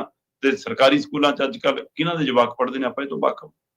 ਤੇ ਜਾਂ ਦੇਸ਼ ਦੇ ਵਿੱਚ ਸਰਕਾਰੀ ਸਕੂਲਾਂ ਦੀ ਹਾਲਤ ਅਜੇ ਵੀ ਕੀ ਆ, ਪਸ਼ੂ ਵੀ ਉੱਥੇ ਚੱਲਦੇ ਨੇ। ਪੰਜਾਬ ਦਾ ਬਾਕੀਆਂ ਨਾਲੋਂ ਕਾਫੀ ਹੱਦ ਤੱਕ ਬਿਹਤਰ ਆ, ਹੈ ਨਾ। ਇਹ ਲੰਮੀ ਜ਼ਿਆਦਾ ਚ NRI ਭਰਾਵਾਂ ਦਾ ਯੋਗਦਾਨ, ਸਮੇਂ-ਸਮੇਂ ਦੀਆਂ ਸਰਕਾਰਾਂ ਦਾ ਯੋਗਦਾਨ ਕਿਸੇ ਇੱਕ ਦੇ ਸਿਰ ਤੇ ਨਹੀਂ ਹੋਇਆ, ਪਰ ਅਜੇ ਵੀ ਸਿੱਖਿਆ ਦੇ ਢਾਂਚੇ ਦੇ ਤੌਰ ਤੇ ਅਸੀਂ ਕਮਜ਼ੋਰ ਹਾਂ। ਇਮਾਰਤ ਪੱਖਾਂ ਤੋਂ ਕਾਫੀ ਪਹਿਲਾਂ ਬਾਕੀ ਸੂਬਿਆਂ ਦੇ ਮੁਕਾਬਲੇ ਸੁਧਾਰੋ, ਪਰ ਓਵਰਆਲ ਜਦੋਂ ਮੋਹਨ ਭਾਗਵਤ ਗੱਲ ਕਰਦੇ ਤਾਂ ਲੋਕਾਂ ਨੂੰ ਲੱਗਦਾ ਕਿ ਇਹਦਾ ਮਤਲਬ ਮੁਸ਼ਕਲਾਂ ਹੈਗੀਆਂ ਨੇ। ਜੀ ਜੀ ਸਹੀ ਹੈ। ਸਿੱਖਿਆ ਦੇ ਮਾਮਲੇ 'ਚ ਅਸੀਂ ਕਮਜ਼ੋਰ ਹਾਂ ਦੇਸ਼ 'ਚ, ਪਰ ਮੋਹਨ ਭਾਗਵਤ ਹੋਰਾਂ ਤਾਂ ਸਰਕਾਰ, ਉਹ ਸਰਕਾਰ ਜਿਹੜੀ 11 ਸਾਲਾਂ ਤੋਂ ਆ, ਤੇ ਵਾਜਪਾਈ ਵਾਲਾ ਵੀ 5-5.5 ਸਾਲ ਵਾਲਾ ਉਹ ਵੀ ਹੈਗਾ। ਤੋਂ ਜੇ ਤੁਸੀਂ ਮਤਲਬ ਕਿ 16-17 ਸਾਲਾਂ ਤੋਂ ਤੁਹਾਡੀ ਸਰਕਾਰ ਹੈ ਤੇ ਤਾਂ ਵੀ ਤੁਸੀਂ ਦਰੁਸਤ ਨਹੀਂ ਕਰਾ ਪਾਏ ਨਾ 16-17 ਸਾਲਾਂ 'ਚ, 11 ਸਾਲ ਤਾਂ ਲਗਾਤਾਰ ਹੈ। ਸਹੀ ਹੈ। ਤੇ ਫਿਰ ਜ਼ਿੰਮੇਵਾਰ ਜੀ, ਫਿਰ ਇਹਦਾ ਮਤਲਬ ਕਹਿਣ ਦੇ ਕੀ ਅਰਥ ਨੇ ਜੀ? ਕੀ ਇਹ ਗੱਲ ਨਾਰਾਜ਼ਗੀ 'ਚੋਂ ਆਈ ਹੈ ਜੀ, ਗੁੱਸੇ 'ਚੋਂ ਆਈ ਹੈ? ਕੀ ਨਰਿੰਦਰ ਮੋਦੀ ਨੂੰ ਪਰੇ ਕਰਨ ਦੀ ਕਵਾਇਦ ਹੈ? ਕਿਉਂਕਿ ਨਰਿੰਦਰ ਮੋਦੀ ਇਸ ਮੌਕੇ ਟ੍ਰੇਡ ਵਾਰ ਤੋਂ ਲੈ ਕੇ ਟੈਰਿਫ ਵਾਲੇ ਮਸਲਿਆਂ 'ਚ ਉਲਝੇ ਨੇ, ਮਿਸ਼ਨ ਸੰਧੂਰ ਵਾਲੇ 'ਚ ਉਲਝੇ ਨੇ, ਇਹ 'ਚ ਸਵਾਲ ਖੜੇ ਨੇ, ਆ ਵੋਟ ਸਧਾਈ ਵਾਲੇ 'ਚ ਘਿਰ ਗਏ, ਆ ਚੋਣ ਚੋਰੀ ਵਾਲੇ 'ਚ ਤਾਂ ਸਾਰਾ ਕੁਝ ਬੇਨਕਾਬ ਹੋ ਗਿਆ। ਸੋ ਉਹ ਸਾਰੇ ਮਸਲਿਆਂ 'ਚ ਘਿਰੇ ਹੋਏ ਨਰਿੰਦਰ ਮੋਦੀ ਨੂੰ ਪਰੇ ਕਰਕੇ ਪਾਰਟੀ ਦੀ ਸ਼ਾਖ ਬਚਾਉਣ ਲਈ RSS ਕੰਮ ਕਰਨ ਲੱਗੀ ਹੈ। ਵਿਰੋਧੀ ਧਿਰ ਦਾ ਰੋਲ ਆਪ ਹੀ ਨਿਭਾਉਣ ਲੱਗੇ ਨੇ ਕਿ ਦੂਆਂ ਨੂੰ ਮੌਕਾ ਨਾ ਦਿਓ, ਆਪ ਹੀ ਖੇਡ ਕਰ ਲਓ। ਉਹ ਤਰੀਕਾ ਸਹੀ ਹੈ, ਬਿਲਕੁਲ, ਤਾਂ ਕਿ ਲੋਕਾਂ ਨੂੰ ਲੱਗੇ ਕਿ ਨਹੀਂ ਬਈ ਇਹ ਟੋਕਣ ਵਾਲੇ ਹੈਗੇ ਨੇ ਪਾਰਟੀ ਦੇ ਵਿੱਚ, ਇਹ ਤਾਂ ਬਹੁਤ। ਸੋ ਇਸ ਲਈ ਜਿਹੜਾ ਰੋਸਾ ਪਣਪਣ ਲੱਗਿਆ ਬੀਜੇਪੀ ਦੇ ਖਿਲਾਫ, ਜਾਂ ਭਗਤਾਂ ਨੂੰ ਵੀ ਇਹ ਗੱਲਾਂ ਮਨ ਨੂੰ ਲੱਗਣ ਲੱਗੀਆਂ ਕਿ ਯਾਰ ਸਾਰਾ ਕੁਝ ਇਹ ਬਿਆਨਬਾਜ਼ੀ ਵਾਲਾ ਖੇਲ ਤਾਂ ਨਹੀਂ ਹੋਈ ਜਾਂਦਾ। ਜੀ ਜੀ ਸਹੀ ਹੈ। ਉਸ ਗੱਲ ਨੂੰ ਖੜੋਤ ਪਾਉਣ ਲਈ ਇਹ ਬਿਆਨ ਆਇਆ। ਇਹ ਸਿਆਸੀ ਸੂਝ-ਬੂਝ ਚੋਂ ਆਪਣੀ ਪਾਰਟੀ ਨੂੰ ਬਚਾਉਣ ਲਈ ਬਿਆਨ ਆਇਆ, ਜਾਂ ਸਰਕਾਰ ਨੂੰ ਸਵਾਲ ਕਰਨ ਵਾਲਾ ਬਿਆਨ ਹੈ? ਇਹਦੇ ਉੱਤੇ ਮੰਥਨ ਹੋਣ ਦੀ ਲੋੜ ਨਹੀਂ। ਦੇਖੋ ਜੋ ਮਰਜ਼ੀ ਹੈ, ਪਰ ਇੱਕ ਵਾਰੀ ਉਹਨਾਂ ਨੇ RSS ਦੇ ਜਿਹੜੇ ਵਰਕਰ ਨੇ, ਜਿਹੜੇ ਉਹਨਾਂ ਦੇ ਵਲੰਟੀਅਰ ਨੇ, ਕੰਮ ਕਰਦੇ ਨੇ ਜਿਹੜੇ ਲੋਕ, ਉਹਨਾਂ ਨੂੰ ਇਹ ਸੁਨੇਹਾ ਜ਼ਰੂਰ ਦੇਤਾ ਵੀ ਆਪਾਂ ਪ੍ਰਧਾਨ ਮੰਤਰੀ ਨੂੰ ਸਵਾਲ ਕਰ ਸਕਦੇ ਹਾਂ, ਤੇ ਜੇ ਕਾਡਰ ਤੋਂ ਕੰਮ ਲੈਣਾ ਹੋਵੇ ਤਾਂ ਉਹਨੂੰ ਹੱਲਾਸ਼ੇਰੀ ਜ਼ਰੂਰ ਦੇਣੀ ਪੈਂਦੀ। ਉਹਨਾਂ ਨੂੰ ਪਤਾ ਹੈ ਕਿ ਆਉਣ ਵਾਲੇ ਟਾਈਮ 'ਚ ਕਿਹੜੀਆਂ ਚੀਜ਼ਾਂ ਤੇ ਸਵਾਲ ਹੋਣਗੇ, ਆਲਰੇਡੀ ਉਹਦੇ ਉੱਤੇ ਕੰਮ ਕਰ ਰਹੇ ਨੇ। 15 ਸਾਲਾਂ ਦਾ ਜਦੋਂ ਲੇਖਾ ਜੋਖਾ ਦੇਣਾ ਪੈਂਦਾ ਨਾ ਸ਼ਰਮਾ ਜੀ, ਬਹੁਤ ਔਖਾ ਹੁੰਦਾ। 4-5 ਸਾਲਾਂ ਦੀ ਗੱਲ ਹੋਰ ਹੁੰਦੀ ਹੈ, ਜਦੋਂ ਤੁਸੀਂ 3 ਟਰਮਾਂ ਪੂਰੀਆਂ ਕਰ ਜਾਂਦੇ ਹੋ, ਫਿਰ ਲੋਕਾਂ ਦੀ ਕਚਹਿਰੀ 'ਚ ਉਤਰਨਾ ਬਹੁਤ ਔਖਾ ਹੈ। ਸੋ ਜਿੱਥੇ ਸੰਵਿਧਾਨਕ ਚੀਜ਼ਾਂ ਦੇ ਨਾਲ ਛੇੜਛਾੜ ਦੇ ਮਾਮਲਿਆਂ 'ਚ ਸਰਕਾਰ ਪਹਿਲਾਂ ਹੀ ਘਿਰੀ ਹੋਈ ਹੈ, ਉੱਥੇ ਹੁਣ ਸਰਕਾਰ ਨੂੰ ਕਈ ਮੁੱਦਿਆਂ ਤੇ, ਕਈ ਏਜੰਡਿਆਂ ਉੱਤੇ ਵੀ ਸਵਾਲ ਹੋਣਗੇ। ਤੇ RSS ਸਵਾਲ ਨਹੀਂ ਕਰ ਰਹੀ, ਉਹ ਸਿੱਧੇ ਤਰੀਕੇ ਨਾਲ ਡਿਫੈਂਡ ਕਰ ਰਹੀ ਹੈ, ਉਹ ਪ੍ਰੀਪੇਅਰ ਕਰ ਰਹੀ ਹੈ ਕਿ ਤੁਹਾਨੂੰ ਆਹ ਚੀਜ਼ਾਂ ਲੋਕ ਪੁੱਛਣਗੇ ਜੀ। ਜਾਂਦੇ ਗੱਲ ਕਰੀਏ ਭਾਰਤ ਪਾਕਿਸਤਾਨ ਦੇ ਵਿੱਚ ਜਿਹੜੀ ਜੰਗ ਲੱਗਣ ਵਾਲੀ ਹੈ, ਉਹਦੀਆਂ ਚਰਚਾਵਾਂ ਦੇ ਬਾਰੇ। ਬਿਲਕੁਲ ਪ੍ਰਵੀਨ ਜੀ, ਇੱਕ ਵਾਰ ਫਿਰ ਇਹ ਗੱਲ ਉੱਪਰਾਂ ਲੱਗੀ ਹੈ ਕਿ ਦੋਵਾਂ ਮੁਲਕਾਂ 'ਚ ਕੀ ਫਿਰ ਜੰਗ ਲੱਗ ਸਕਦੀ ਹੈ ਜੀ। ਉਹਦੇ ਸੰਕੇਤ ਕਈ ਪਾਸਿਓਂ ਮਿਲ ਰਹੇ ਨੇ। ਇੱਕ ਪਾਸੇ ਭਾਰਤੀ ਫੌਜ ਦੇ ਮੁਖੀ ਭੁਪਿੰਦਰ ਦਵੇਦੀ, ਉਹ ਲੰਘੇ ਦਿਨੀ ਸੀਗੇ ਮਦਰਾਸ ਦੀ ITI ਦੇ ਵਿੱਚ, ਠੀਕ ਹੈ, ਤੇ ਉਦਨ ਕਰਦਿਆਂ ਉਹਨਾਂ ਨੇ ਮਿਸ਼ਨ ਸੰਧੂਰ ਦਾ ਜ਼ਿਕਰ ਕੀਤਾ, ਹੈ ਨਾ। ਉਹਨਾਂ ਨੇ ਕਿਹਾ ਕਿ ਵੀ ਸਾਡੀ ਫੌਜ ਨੇ ਜਿਸ ਤਰ੍ਹਾਂ ਮੁਕਾਬਲਾ ਕੀਤਾ ਤੇ ਉਹਨਾਂ ਨੂੰ ਮੂੰਹ ਦੀ ਖਾਣੀ ਪਈ, ਪਰ ਇਸੇ ਫੌਜ ਦੇ ਵੱਖੋ-ਵੱਖ ਨੁਮਾਇੰਦਿਆਂ ਵੱਲੋਂ ਇਹ ਗੱਲਾਂ ਵੀ ਬਾਹਰ ਆਈਆਂ ਕਿ ਵੀ ਲੜਾਈ ਪਾਕਿਸਤਾਨ ਨਾਲ ਥੋੜਾ ਸੀ, ਚੀਨ ਵੀ ਨਾਲ ਲੜਿਆ ਹੈ, ਚੀਨ ਨੇ ਵੀ ਆਪਣੇ ਟ੍ਰਾਇਲ ਕੀਤੇ ਸੀ। ਫਿਰ ਉਹਨਾਂ ਨੇ ਉੱਥੇ ਵੀ ਗੱਲ ਕੀਤੀ ਕਿ ਵੀ ਸ਼ਤਰੰਜ ਦੀ ਖੇਡ ਵਰਗੀ ਸੀ ਲੜਾਈ, ਮਤਲਬ ਇੱਕ ਦੂਜੇ ਦੀ ਚਾਲ ਦਾ ਪਤਾ ਹੀ ਨਹੀਂ ਸੀ ਕਿ ਕੌਣ ਕਿਹੜੀ ਚਾਲ ਚੱਲ ਰਿਹਾ। ਉਹ ਕਹਿੰਦੇ ਕਿ ਅਸੀਂ ਸ਼ਤਰੰਜ ਖੇਡ ਰਹੇ ਸੀ, ਹੈ ਨਾ, ਨਹੀਂ ਪਤਾ ਸੀ ਦੁਸ਼ਮਣ ਦੀ ਅਗਲੀ ਚਾਲ ਕਿਹੜੀ ਹੋਈ। ਸੋ ਇਹ ਸੰਕੇਤ ਦੇ ਨਾਲ ਨਾਲ ਜਦੋਂ ਉਹਨਾਂ ਨੇ ਇਹ ਕਿਹਾ ਕਿ ਛੇਤੀ ਹੋ ਸਕਦੀ ਹੈ ਅਗਲੀ ਜੰਗ, ਹੁਣ ਅਸੀਂ ਉਸੇ ਮੁਤਾਬਕ ਤਿਆਰੀ ਕਰ ਰਹੇ। ਸੋ ਇਹਦੇ ਕੀ ਅਰਥ ਨੇ? ਮਤਲਬ ਭਾਰਤੀ ਫੌਜ ਦਾ ਮੁਖੀ ਇੱਕ ਜਨਤਕ ਸਮਾਗਮ 'ਚ ਜੇ ਗੱਲ ਕਹਿੰਦਾ ਪਾਕ ਨਾਲ ਜਲਦੀ ਯੁੱਧ ਹੋਣ ਦੇ ਸੰਕੇਤ ਨੇ, ਤੇ ਅਸੀਂ ਹੁਣ ਉਹਦੀ ਤਿਆਰੀ ਉਸ ਤਰੀਕੇ ਕਾਰ ਨਾਲ ਵਿੱਢੀ ਹੈ, ਕਿਉਂਕਿ ਉਹਨਾਂ ਨੂੰ ਪਤਾ ਹੈ ਕਿ ਪਾਕਿਸਤਾਨ ਦੀ ਪਿੱਠ ਤੇ ਚੀਨ ਤਾਂ ਚੀਨ ਹੁਣ ਅਮਰੀਕਾ ਵੀ ਹੈ। ਅਮਰੀਕਾ ਵੀ ਆ ਗਿਆ, ਸਹੀ ਗੱਲ। ਤੋ ਇਸ ਲਈ ਇਹ ਜਨਤਕ ਤੌਰ ਤੇ ਕਹਿਣ ਦੇ ਬਹੁਤ ਅਰਥ ਨੇ। ਬੇਸ਼ੱਕ ਭਾਰਤ ਸਰਕਾਰ ਹੁਣ ਅਸਿੱਧੇ ਰੂਪ ਚ ਟਰੰਪ ਨੂੰ ਜਵਾਬ ਦੇਣ ਲੱਗੀ ਹੈ, ਅਜੇ ਵੀ ਸਿੱਧੇ ਰੂਪ ਚ ਨਹੀਂ ਦੇ ਰਹੀ, ਅਸਿੱਧੇ ਰੂਪ ਚ ਜਵਾਬ ਦੇਣ ਲੱਗੀ ਹੈ, ਚਾਹੇ ਉਹ ਰੂਸ ਦੇ ਰਾਸ਼ਟਰਪਤੀ ਨਾਲ ਫੋਨ ਤੇ ਗੱਲ ਕਰਕੇ ਹੋਵੇ, ਹੈ ਨਾ, ਚਾਹੇ ਸਮਝੌਤਿਆਂ ਦਾ ਖੰਡਨ ਕਰਕੇ ਹੋਵੇ, ਚਾਹੇ ਕਿਸਾਨਾਂ ਦੀ ਗੱਲ ਕਰਕੇ ਹੋਵੇ, ਚਾਹੇ ਟੈਰਿਫ ਬਾਰੇ ਬੋਲ ਕੇ ਹੋਵੇ। ਸੋ ਕਿਸੇ ਤਰੀਕੇ ਨਾਲ ਮਤਲਬ ਕਿ ਸਿੱਧੇ ਰੂਪ ਚ ਕਹਿਣ ਲੱਗਿਆ ਜੇ ਵੀ ਟਰੰਪ ਦਾ ਨਾਂ ਨਹੀਂ ਕੋਈ ਵੀ ਲੈ ਰਿਹਾ ਜੀ ਜੀ, ਪਰ ਸੁਨੇਹਾ ਉਧਰੋਂ ਵੀ ਅਜਿਹਾ ਹੀ ਆ ਰਿਹਾ, ਉਧਰੋਂ ਵੀ ਕੋਈ ਠੰਡਾ ਬੁੱਲਾ ਨਹੀਂ ਆ ਰਿਹਾ, ਨਹੀਂ ਉਹ ਵੀ ਸ਼ਰਾਰਤਾਂ ਘਟ ਰਹੇ। ਪਾਕਿਸਤਾਨੀ ਫੌਜ ਦੇ ਮੁਖੀ ਨੂੰ ਅਮਰੀਕਾ ਦੇ ਰਾਸ਼ਟਰਪਤੀ ਨੇ ਆਪਣੇ ਵਾਈਟ ਹਾਊਸ 'ਚ ਬੁਲਾ ਕੇ ਜਿਵੇਂ ਰੋਟੀ ਖਿਲਾਈ, ਉਹਦੇ ਬਹੁਤ ਅਰਥ ਨੇ। ਮਤਲਬ ਦੁਨੀਆ ਦਾ ਆਪਣੇ ਆਪ ਨੂੰ ਤਾਕਤਵਰ ਕਹਾਉਣ ਵਾਲਾ ਰਾਸ਼ਟਰਪਤੀ ਪਾਕਿਸਤਾਨ ਦੇ ਮੁਲਕ ਦੇ ਪ੍ਰਧਾਨ ਮੰਤਰੀ ਰਾਸ਼ਟਰਪਤੀ ਨੂੰ ਸੱਦਦਾ ਤਾਂ ਵੀ ਸਮਝ ਆਉਂਦਾ, ਸਹੀ ਕਿ ਚਲੋ ਕੋਈ ਰੁਤਬਾ ਉਹਦਾ ਤਾਂ ਹੈ ਨਾ।